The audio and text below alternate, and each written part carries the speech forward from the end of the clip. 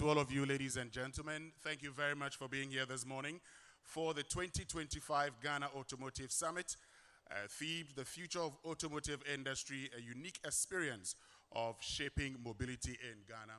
My name is Winston Amo, and I'll be in charge of this ceremony. We are live on the Joy News channel. We'll start with a welcome address and would invite Adedamola Adelabu, who is MD CFAO Mobility Ghana. Let's welcome him with a round of applause.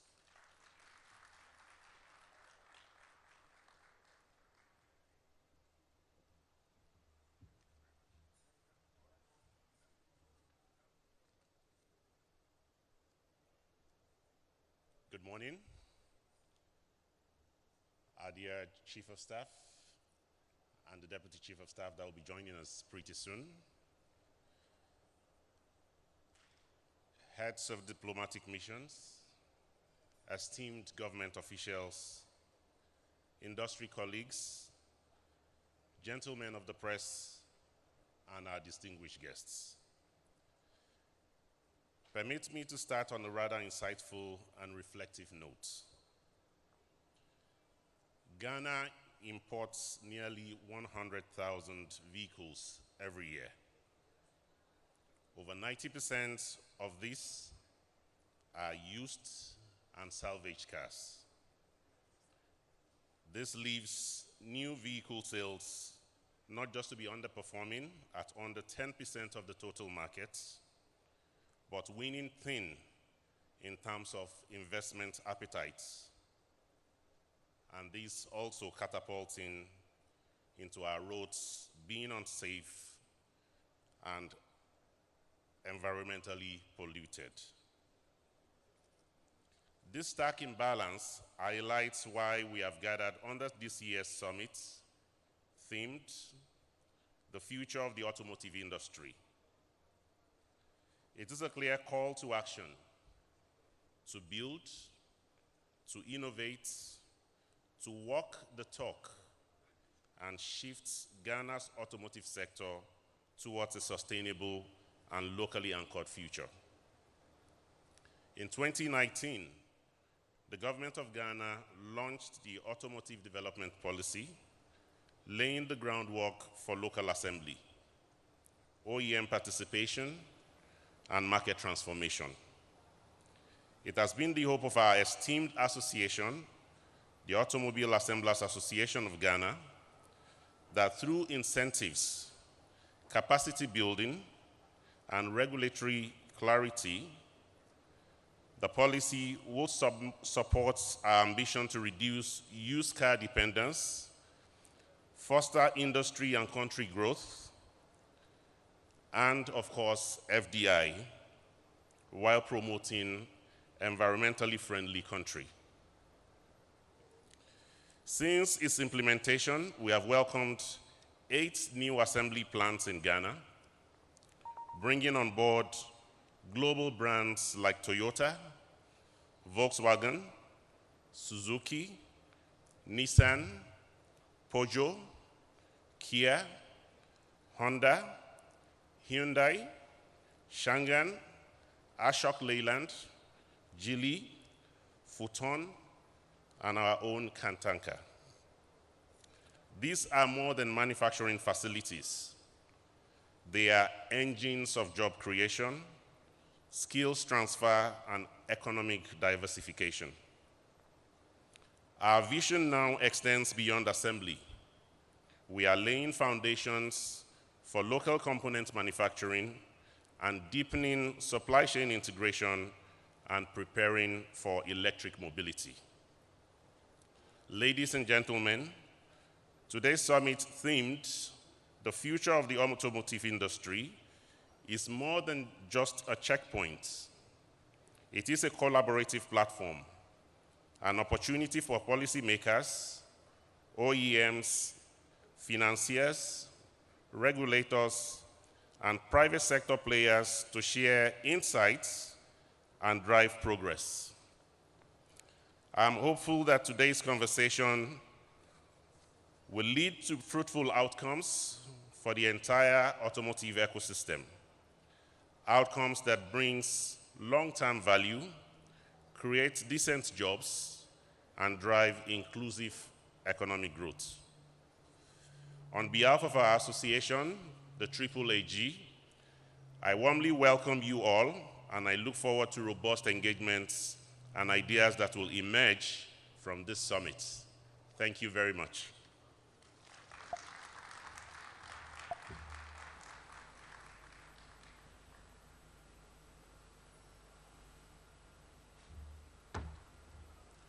We can definitely do better. Another round of applause.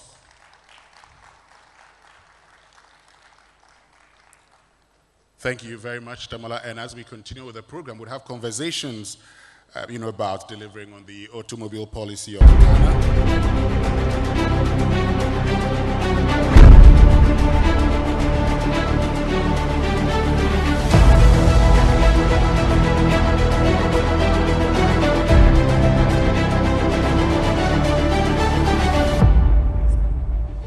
Automobile Assemblers Association of Ghana was formally formed in 2022 after 2 years of the Ghana Automotive policy.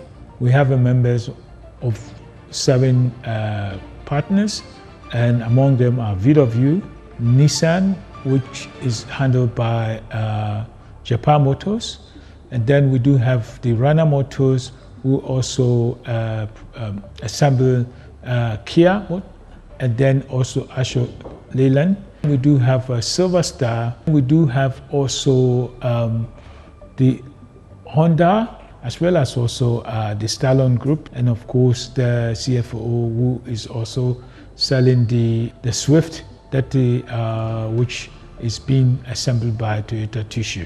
And going back to this association, it all came from the establishment or the initiative, government initiative of the Ghana Automotive Development Policy, which paved the way for assembling in Ghana.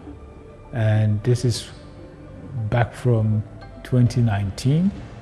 And since then, we've been operating till today. VW, as a first assembling company or an OEM, that took the first advantage to set up an assembly plant in Ghana. Japan Motors assembly plant assembles 4 different brands. 3 of them are distributed by Japan Motors itself, and 1 as a subcontractor. Our main brands are Nissan, and we do the Nissan Navara. Then we have the Photon, and for that one we assemble 4 different models in the Photon range: the bus, a 1.5 ton truck, a 2.5 ton truck, and the pickup. Then the 3rd model which we assemble is the Geely, a small SUV called Geely Coolray. Then as a subcontract assembler, we assemble for Peugeot vehicles, and that's the 3008 SUV and the pickup Landtrek. Honda Manufacturing Ghana's decision to establish automobile assembling operations in Ghana was driven by a combination of strategic and enabling factors. First and foremost, the introduction of Ghana's automotive development policy provided a clear framework that encouraged local assembly. In addition, Ghana's stable economic performance and predictable political environment created the right condition for long-term investment. Currently, Honda Manufacturing Ghana is assembling HRV. CFAO as a group has always been partners to the government of all the countries that we operate. So for Ghana, CFAO Mobility Ghana PLC keyed into the vision of the government when the automotive development policy came into place in 2019. So first and foremost, about keying into the vision of the government and seeing ourselves as stakeholders in the industry. Second came also as a result of data that really showed growing appetite and the demand for new vehicles for the people of Ghana. And third is also from a CFAO strategic standpoint, seeing how best we can provide access for mobility and enhancing the spectrum of people that would really want to key into that mobility offering that we have as an entity. So we are TTMG, and which standing for Toyota Tsusho Manufacturing in Ghana. And we are specialized in assembling vehicle in Ghana. And now we are assembling Toyota Hilux and Suzuki Swift. Suzuki Swift, in terms of fuel efficiency, is quite strong.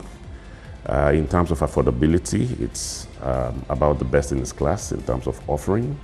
And we looked at also from a clear driving culture habits, ground clearance, and the fact that it is studied, it's sporty, it's cute, and it really enables people to be able to have, that pleasure of really driving on the streets of Ghana. So that makes Suzuki Swift very, very distinct. In every environment that we try to see change, there's always a pushback. We do have challenges because policy is not fully implemented, which we still engage government to have that policy implemented, especially to downsize the importation of used vehicle, because if we downsize it, we get the volume and then we can produce more.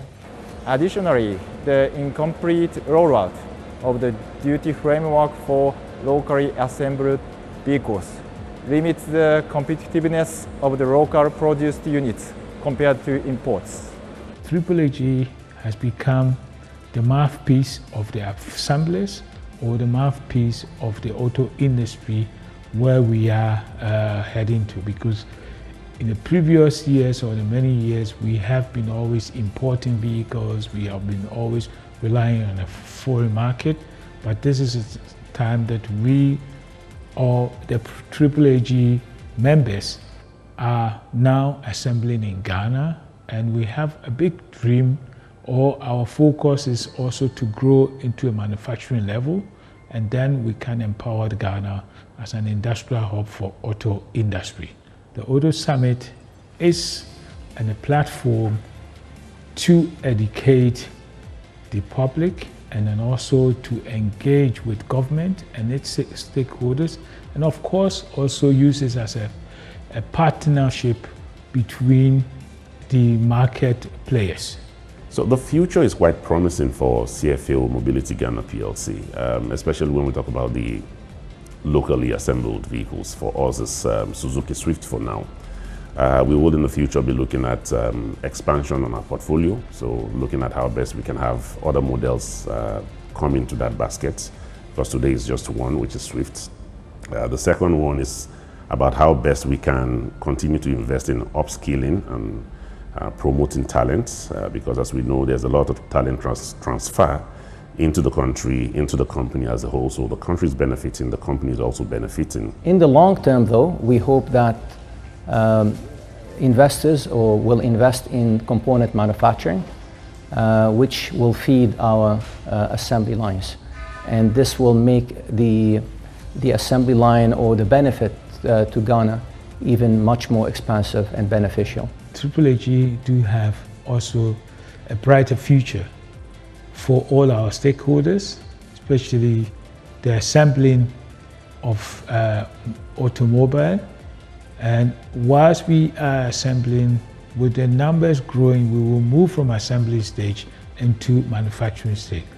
There will be more investments, and then this will give a brighter future for our economy. And of course, I believe the AAAG can drive our auto industry to make the auto become one of the backbones of our economy.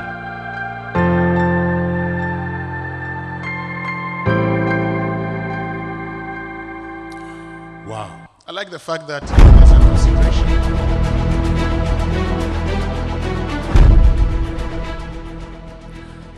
I like the fact that we're considering moving from assembling to manufacturing. And even as I watched all the CEOs talking about all the things they do, And having gone through the exhibition, I don't know whether I'm the only one who's spot for choice and doesn't know which vehicle to choose. Do you also face the same problem? I can't hear you. Do you face the same problem? You don't? Because I've been going through, and once I make a decision that I like this vehicle, I move to the next one and I am confused. Because, I mean, all the vehicles that I've seen so far, very nice. And the fact that they come with a price of a second-hand vehicle, but they are brand new. And for me, that's the most important thing.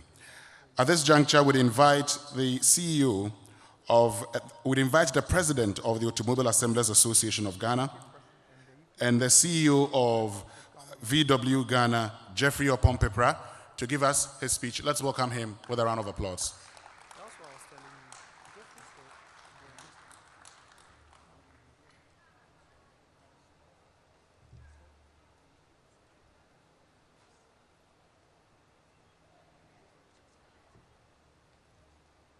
Okay, so before Jeffrey speaks, we would invite the Director of the British High Commission, Richard Sundell, to give us some brief remarks. Let's welcome him with a round of applause.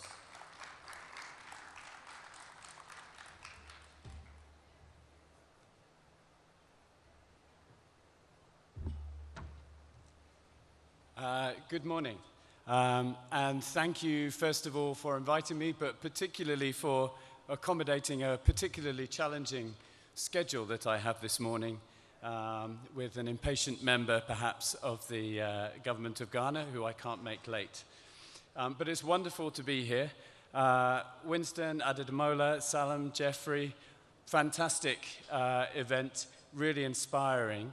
And Ademola, Salam, Jeffrey, really, I feel like you are the heroes of that story of the last 6 years. When we think about what you've gone through to set up these plants, to get them working, to inch towards profitability, it's just really, really exciting. So it's a pleasure to be with you all today at such a pivotal moment for Ghana's automotive industry, a moment that brings us together not just to chat about the future, but to actually really shape it. And let me also express my sincere appreciation to the Automobile Assemblies Association of Ghana for convening us, and to all of you in this room, actually, for your belief in the future of Ghana's industrial and economic transformation, because I believe really that is why we are here. And the presence here of everybody from the industry and senior members from the government of Ghana too underscores a really vital truth. Policy is the engine of progress. The breakthrough that we made in 2019 was because of the policy that we'd spent years working on and developing and shaping with the industry, with the private sector. Really, that's what kicked us off and helped us take those first few steps. And as we explore the future, the potential of electric and autonomous vehicles, we've got to do something that's more than just thinking about technology and introducing technology. It's going to need vision, leadership, and policy frameworks that are forward-thinking, inclusive, sustainable, and practical for the industry today. Improving the manufacturing ecosystem through these sorts of targeted policies is absolutely critical to unlocking the investment and job creation that we all need. So as we stand at this crossroads of innovation and opportunity, we must explore both the promises but also the challenges of these emerging technologies, always with an eye to the policy. Electric and autonomous vehicles even are not just trends, they are the future. And that future demands that we think differently, act responsibly, and collaborate intentionally. So you might be wondering, well, why are the Brits up here? We're really proud of our role in the story over the last 5 or 6 years.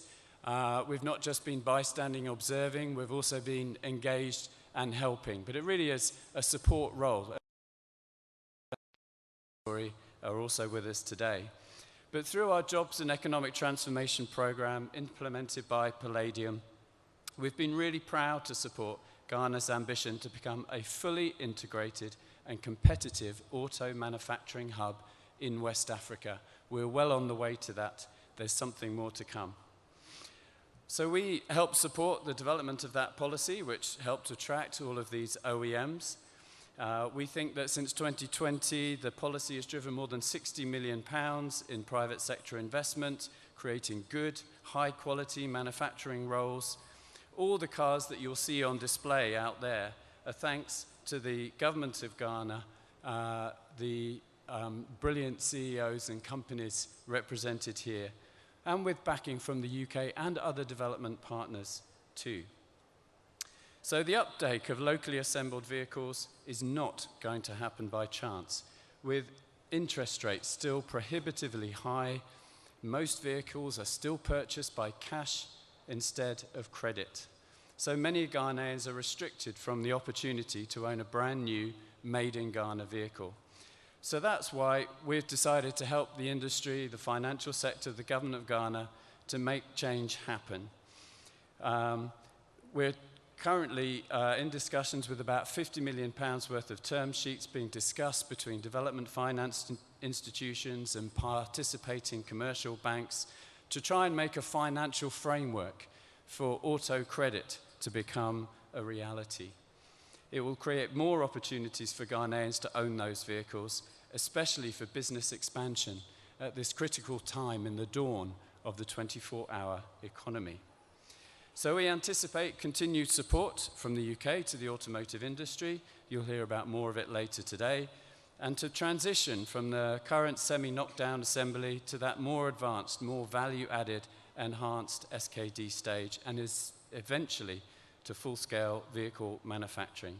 The role of the Automotive Development Centre, also set up with some UK support, will be really key to that vision. Beyond policy, we've supported firms like Kantanka, Springs & Bolts, Wahoo, Solar Taxi, Kofa, Trans-Sahara Industries, with advice and grants to unlock investment, scale up production, and to strengthen supply and value chains. We had a wonderful success recently, a recent milestone in a green investment by Growth Investment Partners, a subsidiary of British Investment International, into Springs & Bolts. A really great vindication of that firm, but also a really great vindication of how BII, British International Investment, has evolved itself into a format that can better serve the Ghanaian economy. We hope for more good news soon. To make the regulatory environment fit, we've worked with Ghana Standards Authority, but also in collaborating with British Standards Institution to develop 53 electric vehicle standards covering micromobility, passenger and heavy-duty vehicles. We're continuing to forge partnerships with Ghanaian companies, but also with institutions like the British Standards Association and other British institutions and bodies associated with the auto sector. Actually, these sorts of partnerships, we feel, are probably the future. Expert to expert, not necessarily driven by the amount of development funds available, but by the partnerships that we can create. So events like today are fantastic examples of bringing those partnerships together. Why are we interested in doing this? Well, one of our top goals in the Foreign, Commonwealth and Development Office is growth. And that's growth for Ghana, but also growth for UK. And it's not just through those linkages with British firms, but it's our vision of Ghana as a growing, emerging partner, a real market for the future. It also supports our commitment to climate action and green growth, and we've particularly focused on those e-mobility firms in recent years. And generally, overall, it just strengthens UK-Ghana ties. It's tremendous soft power. It's tremendous to have these relationships. It's great to have this commercial opportunities brought about by the work that we've been doing over the last few years. The UK wants to be here at the front of the queue for trade and investment partnerships in the future. And we think our mix of development work and the commercial linkages and the institutional partnerships are the way to do that and secure the UK's future as well as Ghana's. So let's move quickly with urgency and ambition. The automotive sector here is poised to drive real transformation, but to unlock its potential, we must act together. I urge policymakers to prioritise key proposals like the auto component manufacturing policy. We saw what the policy did for auto assembly. Let's make the same thing happen for components. That's how we're going to deepen localization, attract investment, and create quality jobs. The United Kingdom stands ready to journey alongside you, alongside government, industry, and all the partners and stakeholders here to shape a resilient, future-ready sector. Thank you so much for your time.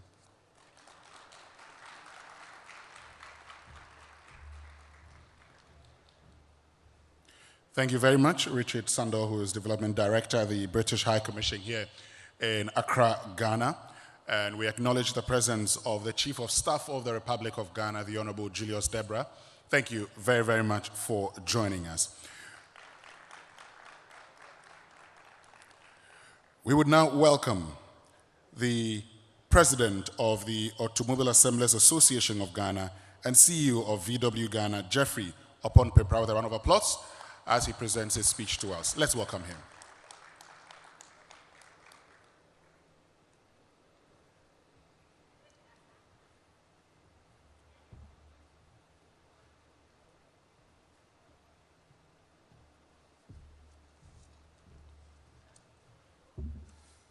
A very good morning to everyone. Before I start my speech, I'd like to say a very big thank you to our colleague or our partner who just left the stage, Richard, on behalf of the British government. They have been doing amazing work to support this industry because they believe in it. They know what it takes, the auto industry, where it can take Ghana to in terms of our economy, and then also creating that jobs and everything that we've been talking about. Thank you, Richie, and thank you to the UK government. Thank you.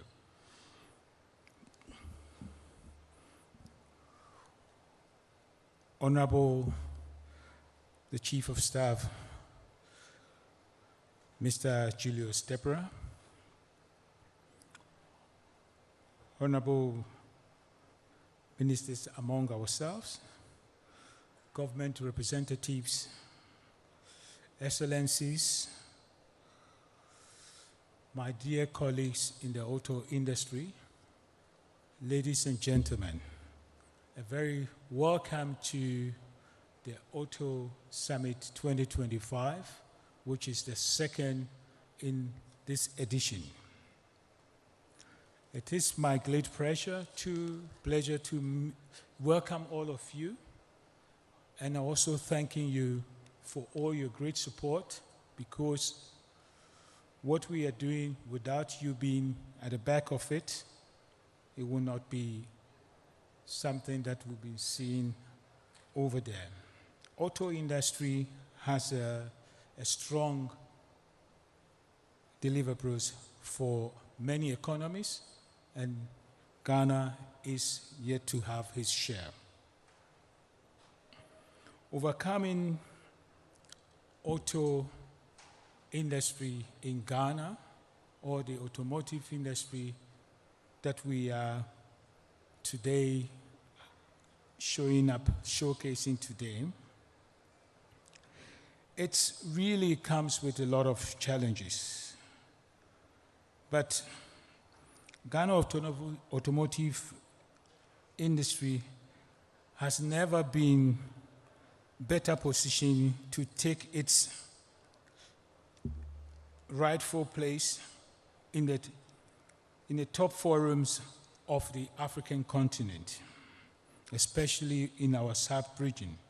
Across the African continent, from the north to the south and then east to west, African economies are showing higher projected future growth, and Ghana Automotive is also part in this race.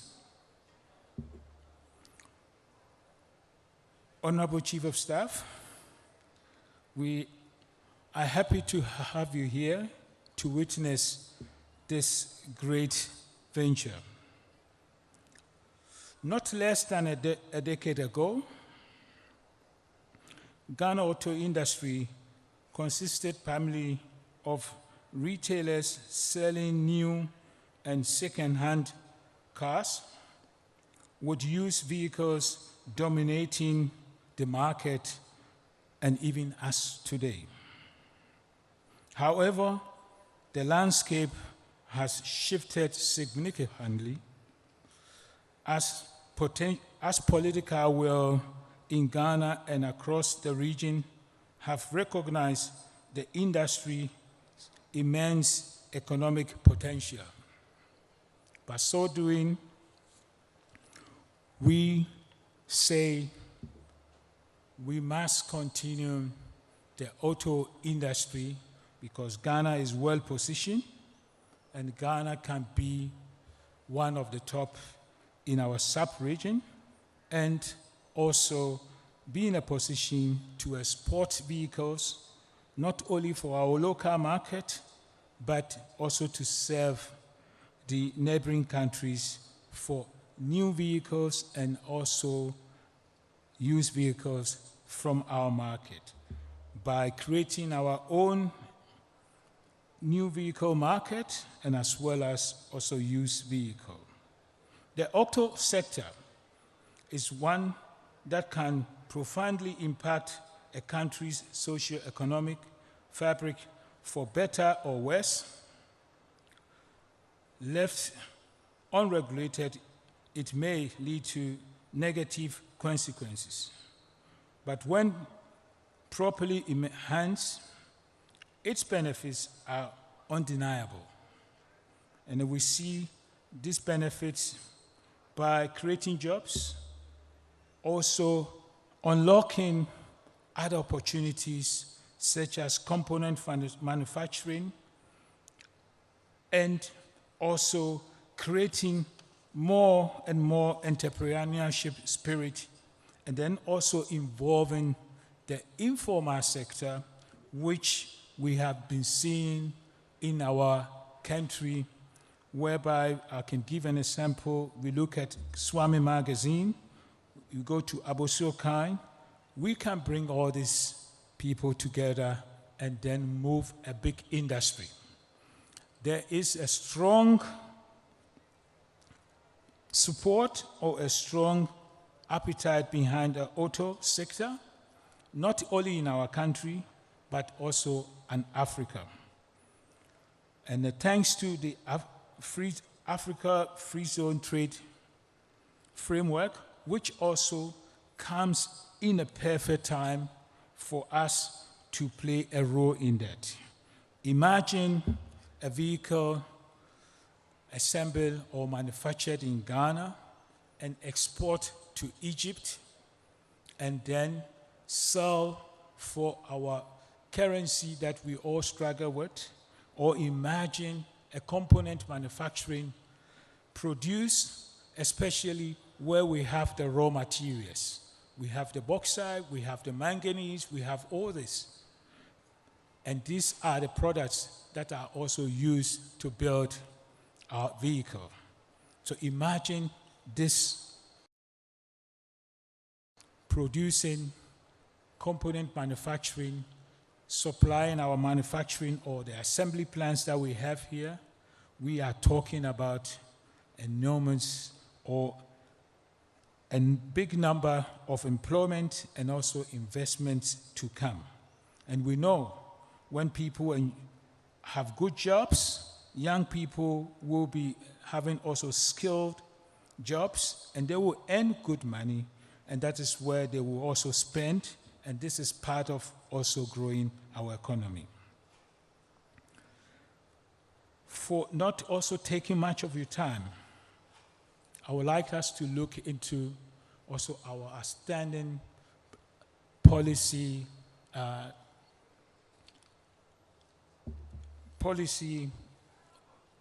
topics that we have been always engaging the government to. We would like to also appeal to the Chief of Staff that auto sector is very essential for great economies. We need to have a policy that would drive this industry, and by growing that, we will all have the auto industry, the dream that we are looking at.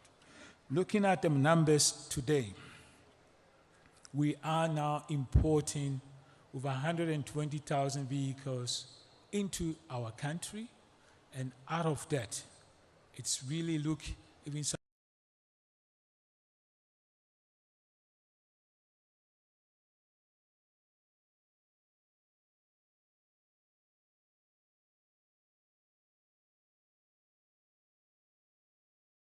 are even above 5 years. And we know the consequences of these used vehicles. We are not telling the government to put a hard stop on it, but we need to put a program to have a phase out, a transitioning program. Whilst we are phasing out the used vehicle, the salvage into our market, we can grow our new vehicle market, where we could also see a used vehicle coming out of our local assembling or local production here. That is, we are creating our used vehicle market, because the places that we do import vehicles from, the used vehicles, they also started like this. They have gone to manufacturing level, they create this used vehicle, and we have to import it. We have to go and import them, and now the game is in our doorsteps. We need to embrace it. We will create our own used vehicle market, which will also serve across the sub-region. On this note, we all call of stakeholders, the public, the government, the banks, the insurances, to all come on board and support how we grow. We know our challenges, like vehicle assembly,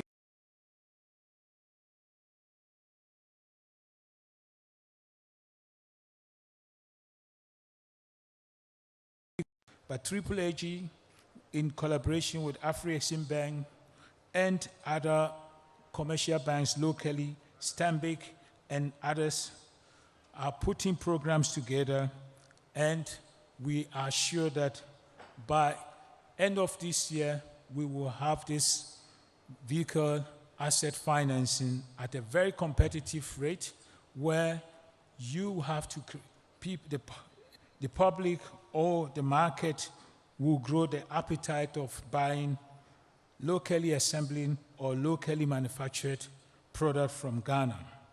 On this note, I also emphasize that government should come to our aid and speed up also component manufacturing policy, which is waiting for a lot of investment.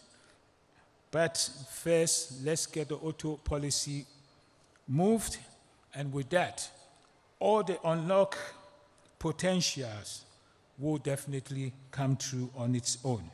There's a strong investment sitting on the shelf waiting. We don't have to lose this opportunity, because other economies are looking at what we are doing. And I will talk further about our collaborations with the Ivorian government, which we have started discussion last year in November. There's a further discussion that we will have an agreement or complementary policy where we can trade among ourselves. By their policy, which is yet to be announced very soon, Ivory Coast will be working on buses and trucks, and Ghana will continue with passenger vehicles, because we need to create a value chain among ourselves. It does not make sense that we all do the same thing, but we need to partnering, and that is where we bring Africa, or we make Africa rise and thrive. And then also we see our government policy, which will be soon announced on the 24-hour agenda. Honorable, this is what we can use the 24-hour do. This is what the 24-hour can be done. If we look at the economies we have, we don't go far. On our shops of Africa, South Africa being there also, people are working around the clock. And auto industry has become the second backbone of their economy after mining. So it is something we should all embrace, and we will definitely, we as a AAAG or the assemblies or the automobile industry, we strongly support the government 24-hour agenda, and we believe that if we are producing the potential of the 140,000 units that we can, our existing assembly plants can be doing, we can even go more than the 24-hour that we talk about. With the component manufacturing, there's a strong power behind auto industry. On this note, I thank you very much and enjoy the summit, and feel free to ask questions. We will walk you through. Thank you very much and have a blessed day.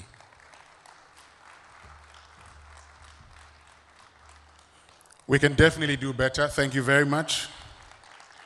Jeffrey Opompepra, who is president of the Automobile Assemblers Association of Ghana and also the CEO of VW Ghana. And indeed, you make the point that this is a very big industry and we must take advantage of it. But like as our people would say, if you want to talk to God, you talk to the wind.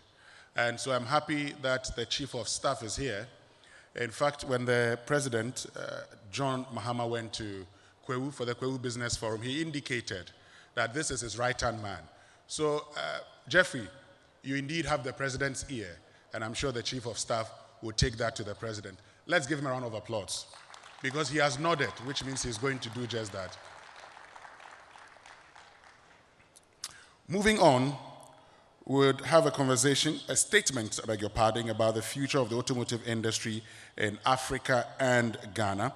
Let's invite a former CEO of the African Association of Automotive Manufacturers, Dave Coffey, with a round of applause.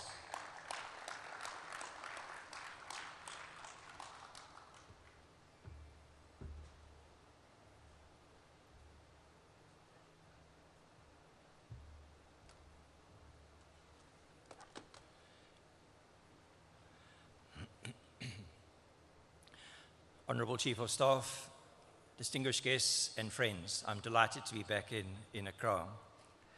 I'm going to take you through the state of the industry in Africa and then focus in on Ghana and the significant opportunity here. I can apologize to all the assemblers. Can't fit all the pictures on there of the assembly plants that have been opened, but it's the progress is recently and at the AFC-FTA level, and this collaboration is key to actually enabling this to all happen. So these are the factors that I believe will drive the scale to allow Africa to really industrialize. And if you look at the countries that have actually made significant progress, you know about yourselves, the plants that have been set up here, the significant investments that have already gone in, and the focus on light vehicles. Jeffrey touched on Côte d'Ivoire. They are going to announce their policy for commercial vehicles, which complements what you do here. And we need more of that, like Algeria and Tunisia too. Then you have Egypt, which actually launched its program in October last year. And then Algeria is actually implementing a new program too. And these are in addition to South Africa and Morocco and even Tunisia. Tunisia, you may not know, is an extremely competitive component manufacturer and R&D. That's their core business. They're not going to be vehicle manufacturers, and they're neighbors to Algeria, and they must trade with each other. So countries are finding their place. And then Kenya and Nigeria are also important, and they need to have their bills passed into law, and they're busy with those processes. I'm not going to take you through these countries, but we're active with all these countries that you see behind me on this list, and they are looking for their role in the value chain. And at the top of that, I'll just share maybe 3 of the countries. You have Rwanda. Rwanda is a landlocked small country, but they have minerals. They have tantalum. And tantalum can be used in making capacitors for electronics. And that's where we see they have a core advantage, and is a company there already beneficiating tantalum and able to develop its role, not only in the African, but the global value chain. You also have Zimbabwe on here. Zimbabwe has got mineral wealth, not only lithium, but they're also producers of steel. There's been some investments there recently, and they have dolomite and very rich coking coal. They're extremely competitive steel manufacturers for the future, for developing the value chain. And so countries have these advantages, and you'll see that playing out. And you're welcome to get a copy of this presentation, and you can see who's doing what. And clearly there are many countries capable of beneficiating their minerals, which is taking a lot of airtime too.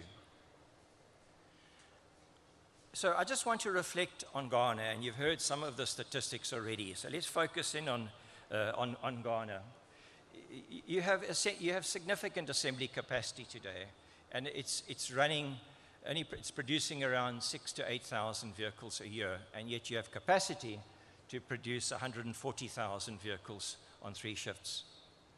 You have a new vehicle demand of around 8,000, and you've heard some numbers here today on imported used vehicles. It's in excess of 100,000 used vehicles a year. So that's the current status. There's adequate capacity to build vehicles. There will always be a used car market. It's just as Jeffrey explained, we want to convert that used car market to come from vehicles built in Ghana and from Africa, as opposed to importing from the rest of the world and being dumped in many occasions and substandard. But the focus here is clearly the assembly and manufacture of light vehicles for export into the region, like with Côte d'Ivoire, and into the balance of Africa. We would like to see the transition of used vehicles being made in Africa as opposed to imported. And it will take time. It's not a risk to those in the business, it's just a matter of a different value chain that's coming through. And that's what we need to get right. Then we need access to affordable finance. And that topic has been covered in a panel later and already mentioned. It's critical that vehicle asset finance becomes efficient and can also be financing used vehicles with a track record that has a service history that allows a used vehicle coming from Africa and Ghana to be affordable. Imagine that when compared to a used vehicle that's coming in from outside of Africa that one doesn't know where it's been or what accident it's been involved in. That's our dream. That's what we need to get right. And that will support the local industry make cars that then become used vehicles over time. So and I know there's a lot of work being done of players in this room about vehicle asset finance, and Moti is driving this project with support from Palladium. So let's continue with that and actually drive that home. So we recently reran our forecast across Africa for new vehicle demand, 2040, 2050. And it's actually gone up for Ghana. And these are the numbers I'm sharing with you here. And this is based on people's earnings projection in the future, and clearly it relies on GDP per capita and a view of how the country is going to grow. And we see in 2040 that there'll be 190,000 demand for new vehicles. And in 2050, we see that going up to 280,000. 5 years ago, it was 148,000 for Ghana. So this is the projection for the future. This is absolutely key to driving this industry. So with all the ecosystem that I've covered, this is what we can come out with, assuming we will transition to vehicles coming from Africa over this time and from Ghana. I mentioned there that OEMs will not make the model completely knocked down in multiple countries. They will do one per country and then trade and import what they don't make. This is key, and it's what the CEOs of these vehicle manufacturers will have committed to. And then there's a big opportunity for component manufacturing, and there's 2 parts to it. The one is to spare parts, and the other is to assembly of vehicles. As assembly volumes grow, so the OEMs then can motivate the investment in tooling, and we can localize. In the meantime, there's an opportunity to develop the spare parts market. And we know that a lot of used parts are actually imported into the environment. But there's opportunity here to focus, to provide the right incentives in the component manufacturing policy, which is on the table now for discussion. But I ask, as from AAAM perspective, you don't view this as a standalone policy. It's part of your automotive policy. Please do not implement it alone, because it will not get the investment that we need. It needs to be a subset of the overall automotive policy. That's absolutely key, and what's written in that policy will attract investment under the greater automotive policy. We've been doing a lot of work, and Victor Sopong, who works with AAAM, I don't know if any of you know Victor. Where are you, Victor? Well, Victor, please stand up over there. So Victor is the link man for us in Ghana. And if there are any companies wanting to invest in components or the value chain, speak to Victor. We have connections across the world, and we can link you up to component manufacturers who can actually partner you to grow this industry in Ghana. But Victor's been working with the DVLA, the licensing authority. We've had a commitment from the licensing authority to get the VIN numbers, the chassis numbers for all the vehicles on the road. So when a car comes back and gets re-registered every year, that database has been collected. That is critical for component makers who want to know what models are on the road. So there's a shock absorber company we're talking to about Ghana, and they're waiting for that to understand the models so they can understand the high-moving shock absorbers and then make investment decisions. So we're well down the track already on exercises like that. And clearly the regulations which were mentioned, standards, are important to enabling investment. But lastly, these volumes of vehicles that I refer to, we can employ 50,000 people when we're assembling at that level, 40,000 in components and 10,000 in assembling of vehicles. It's a massive opportunity for economic growth and for job creation in Ghana. And to that, there's a multiplier of 5, at least, of indirect employment in the automotive value chain. So my second last slide, I just want to highlight that this Intra-Africa Trade Fair, and there's an automotive forum taking place in Algeria in September, and AAAG will be well represented there. And this is where the private sector associations from across Africa and governments get together, and for 2 days they engage on the challenges and collaboration across the continent in the automotive sector, and you're welcome to come along.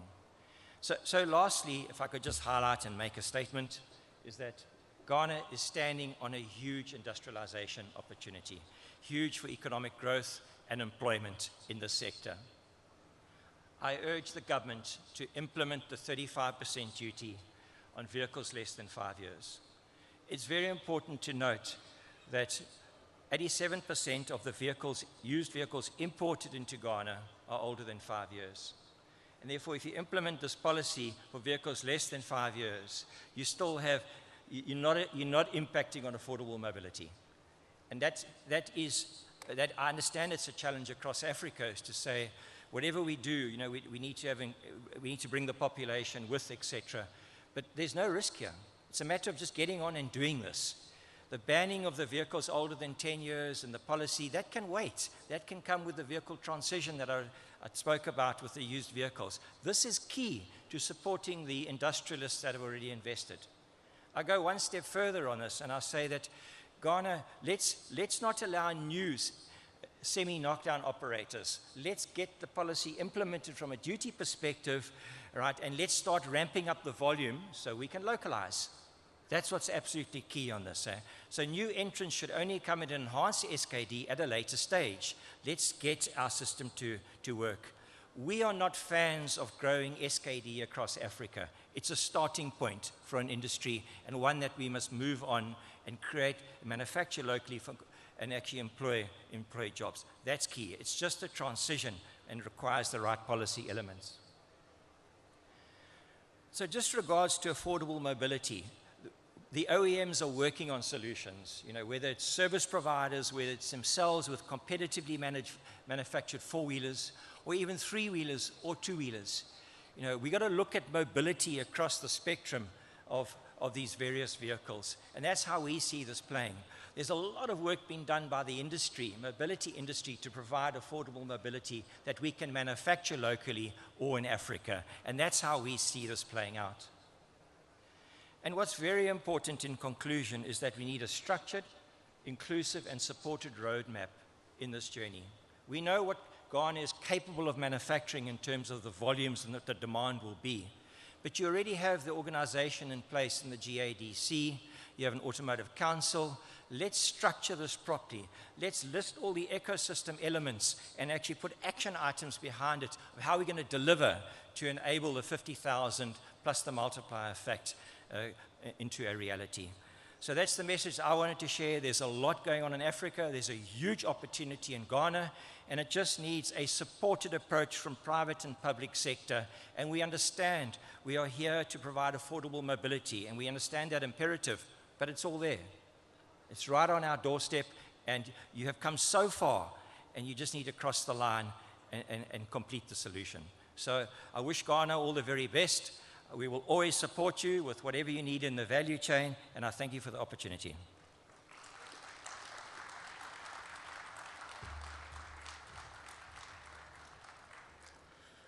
Thank you very much, Dave. Of course, it can be done, but we have to do a few things. And it's the reason I am happy that this morning, our special guest of honor is the Chief of Staff of the Republic of Ghana. Let's now welcome him with a round of applause, the Honorable Julius Debra.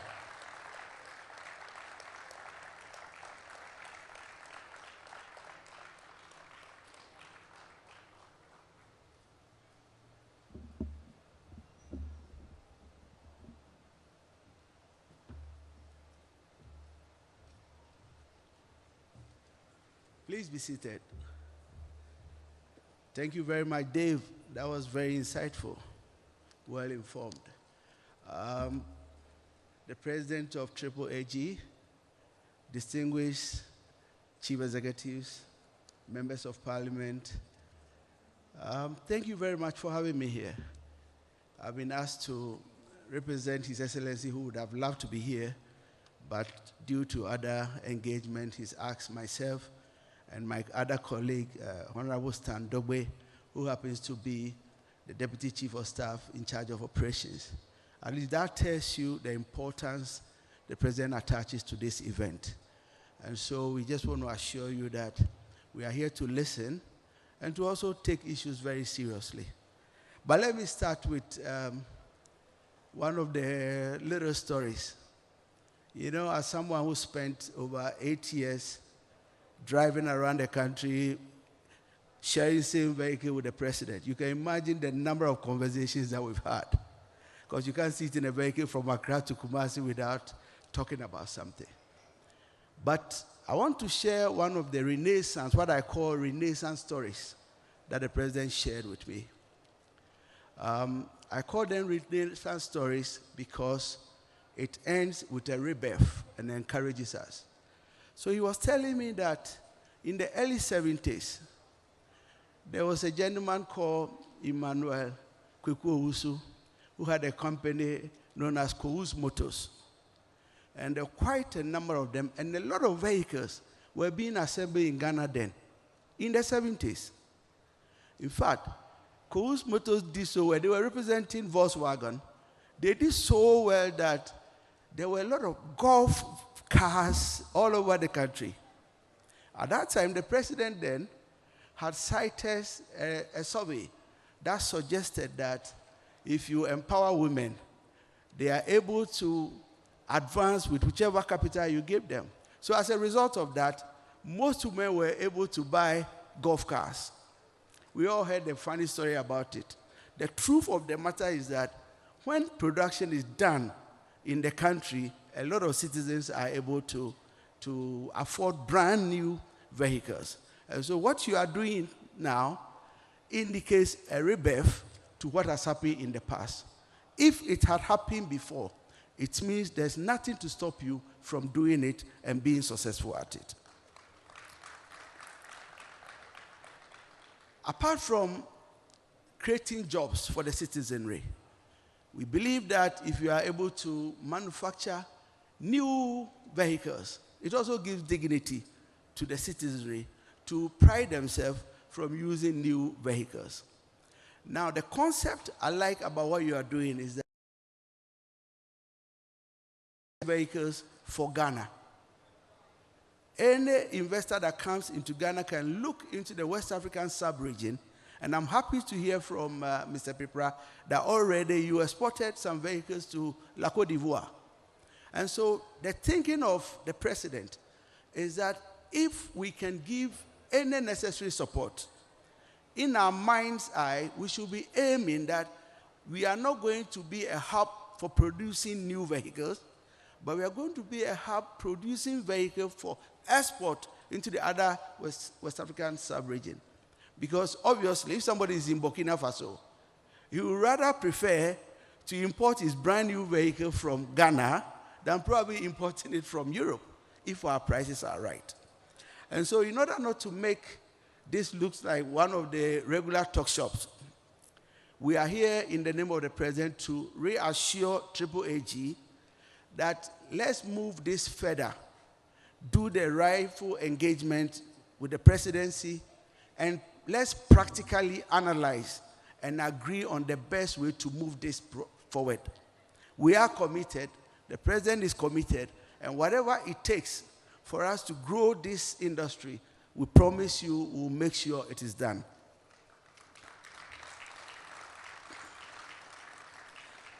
But looking into the future, we also encourage you to, in the processes, possibly consider the introductions of EV and other things that will minimize the use of fossil fuels, since that's becoming the order of the day.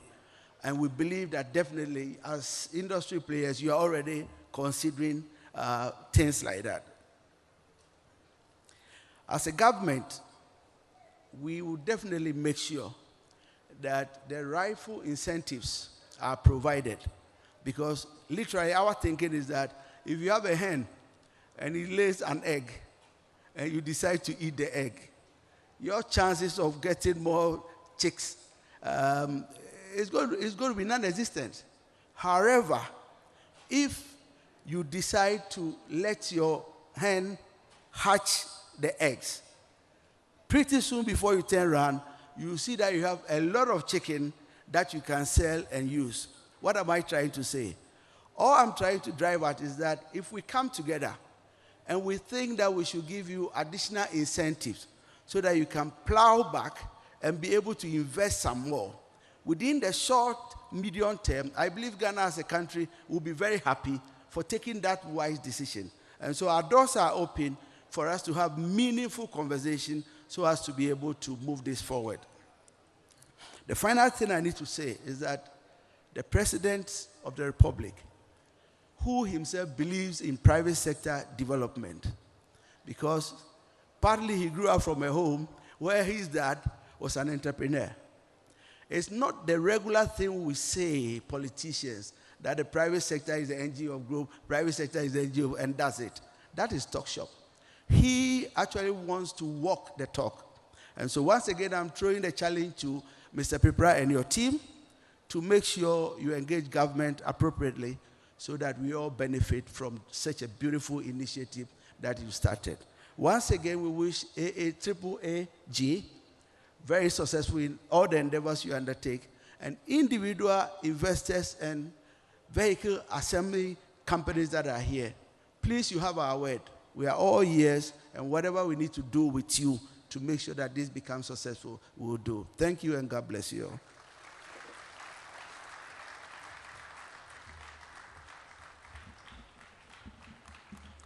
We can definitely do better. Let's give him a huge round of applause. Chief of Staff, Julius Debra.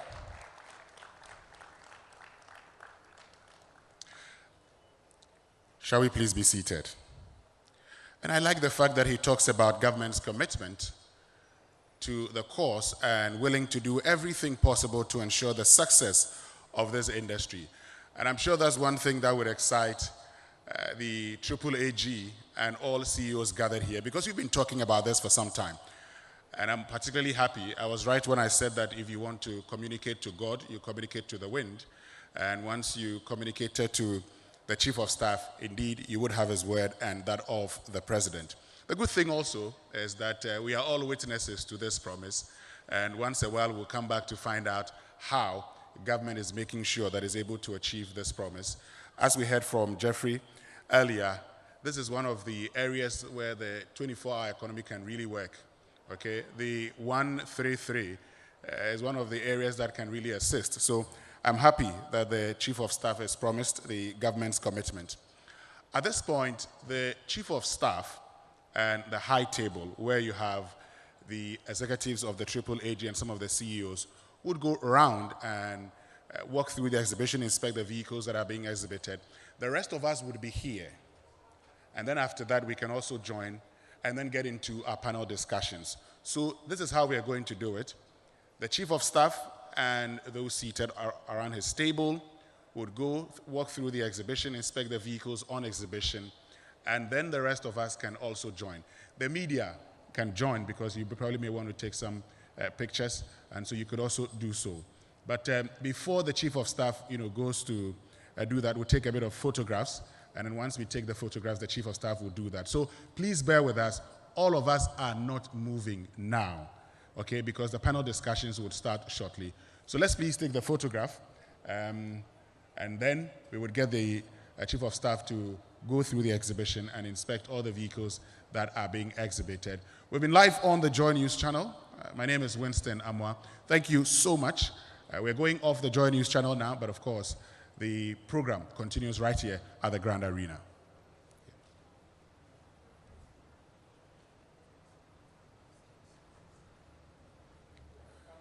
So the Chief of Staff will take a photograph, and he'll be joined by all the CEOs of the various assembling managers, so all the CEOs of the various vehicle assembling associations would join him.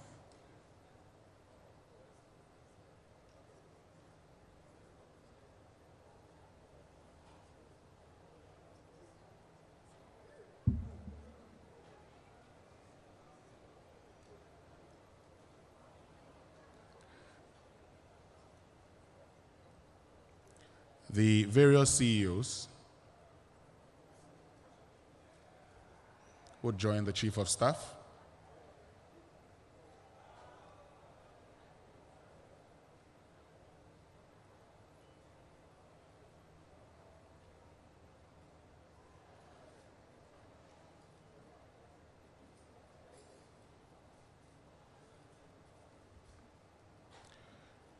Thank you very much. So the CEO and the Chief of Staff and the team can now go and walk through the exhibition. Please, the rest of us, let's remain seated because we're going to be starting our panel discussions shortly. Let's remain seated, the rest of us, while the Chief of Staff, accompanied by the various CEOs of the various vehicle assembling companies, would join the Chief of Staff. Thank you very much. Very soon we'll get into our panel discussions. And the first panel discussion will be on delivering on the automobile policy of Ghana. I'd introduce the moderator shortly, and he would introduce the panelists for this all-important conversation. Thank you very, very much. Please bear with us. We'll start the panel discussions shortly. In the meantime, you can grab something. If you want to drink something, you could just, get some beverage, get some juice, drink it while we get ready for the panel discussions. Thank you.